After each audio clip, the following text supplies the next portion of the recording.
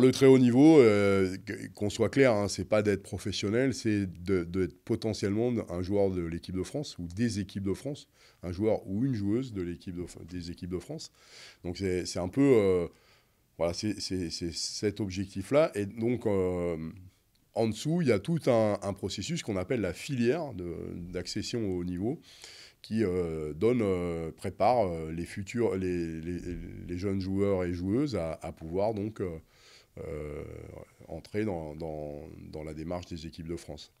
Alors, ce qu'il faut comprendre, c'est que cette filière, elle est ouverte et elle est vivante. Un joueur qui a 15 ans et commence à être détecté dans sa sélection départementale, etc., c'est pas pour ça qu'il va se retrouver à la fin, obligatoirement à la fin du processus, à 21 ans ou 22 ans, en équipe de France. Voilà, il a du potentiel. On va essayer de le faire travailler et pour qu'il progresse, mais des fois, ça ne marche pas.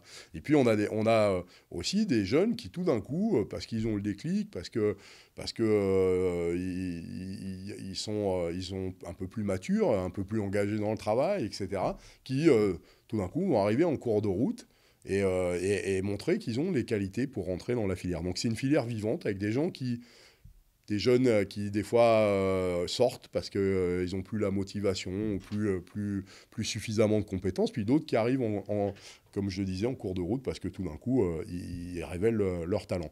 Mais par contre, ce qui doit être clair, c'est qu'on ne peut pas rentrer dans la filière si on n'est pas motivé par le travail. Ça, c'est la base. On sait très bien que tous ceux qui réussissent dans la durée sont des garçons et des filles qui travaillent.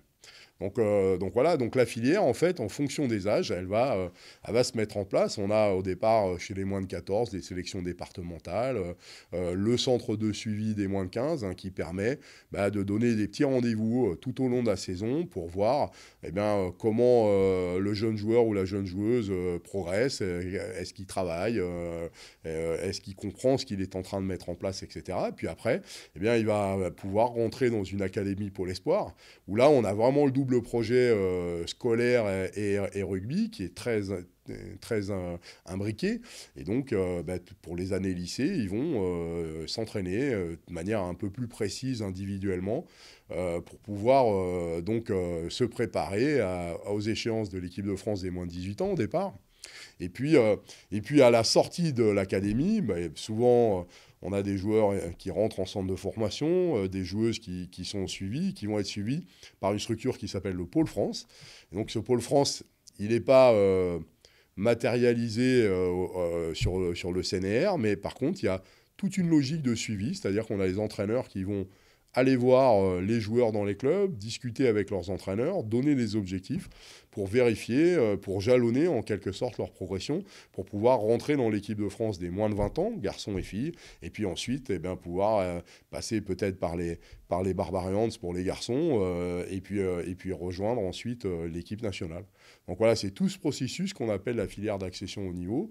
Donc nous, on a un plan de succession, c'est-à-dire qu'on suit l'ensemble des garçons et des filles qui sont investis dans cette filière-là, et pour voir si on n'a pas des lacunes sur certains postes pour alimenter les équipes de France dans les années qui viennent.